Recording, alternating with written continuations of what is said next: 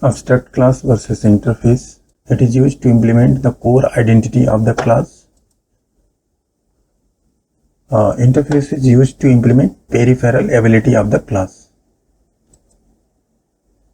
Abstract class contains both declaration and definition,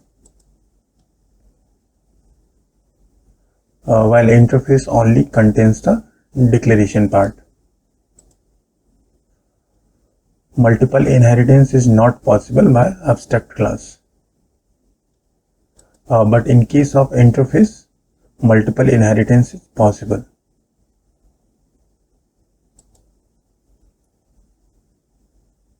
Abstract class can contain the constructor, but interface cannot contain the constructor.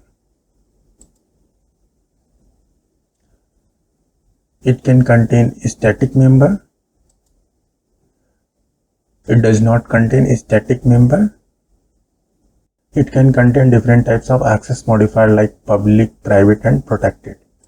But in case of interface, it contains only public access modifier because everything in the interface is public by default.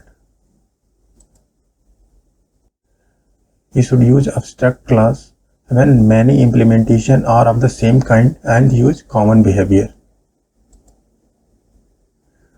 We use interface when many implementations only share the methods.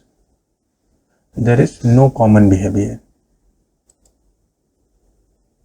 Abstract class can contain method fields and constants, but in case of interface, it can only contain the methods. Abstract class can be fully, partially or not implemented, user or free, but in case of interface, it should be fully implemented. The performance of abstract class is fast,